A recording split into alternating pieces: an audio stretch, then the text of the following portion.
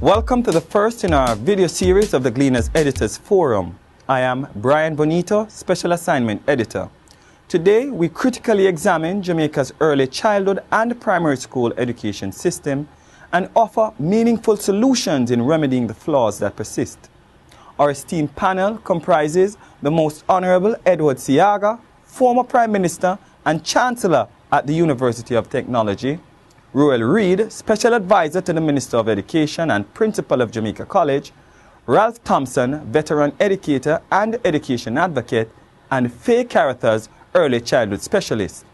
Some of the issues explored. Is GSAT too stressful for our primary school children? Where do we begin to fix our education problem? Is the education curriculum practical in today's reality?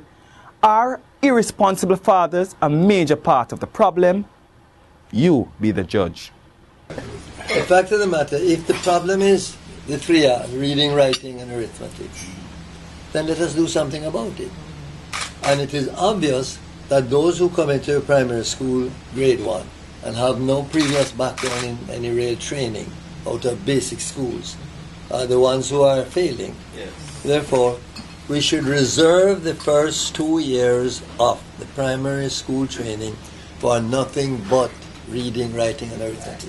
And they can, in 2 years, not only make use of the training, but they can master the subject to the extent that a 2-year student of primary schools would, so that they'd be on par with the others.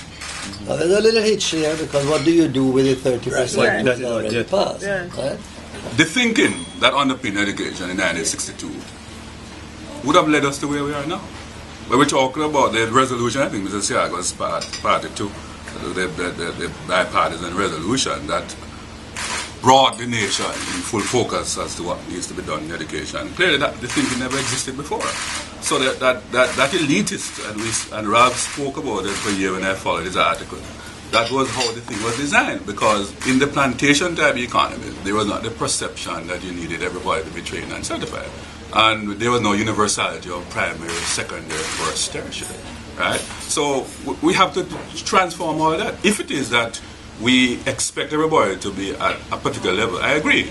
Early child is where to start. But as I said, there was never consensus before that you want everybody to be certified and trained, because hence UE, for example, still have a limitation until recently, the amount of doctors that could be trained or lawyers could be trained in Barbados. So that's how the system was geared. Equally, look at teachers' colleges. Teachers' colleges were never, empowered. They're still granting at one time certificate and diploma, right? So you hear teachers complaining about that. To arrest some of the literacy gaps at primary, we must bring in specialists. No, if I should come to the table with those competencies. Sector. Now, one of the anomalies is that when you graduate from a teacher training college, you're on your own to find a job.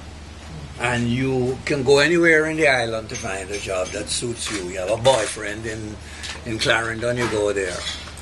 And I think the problem is that this is like a doctor going out to practice without having done his residency.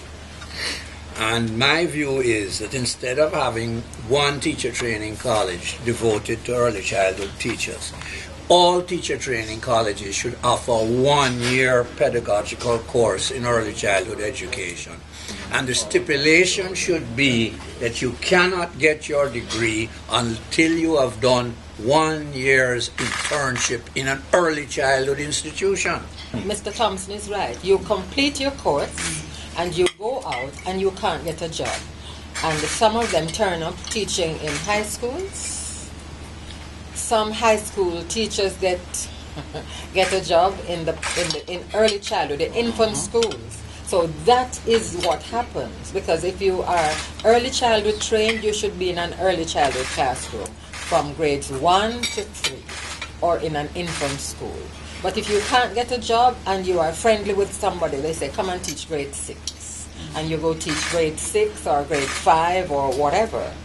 And that is what happens on the ground, that you are not assigned or you do not go and practice in the area for which you were trained. Many times that happens.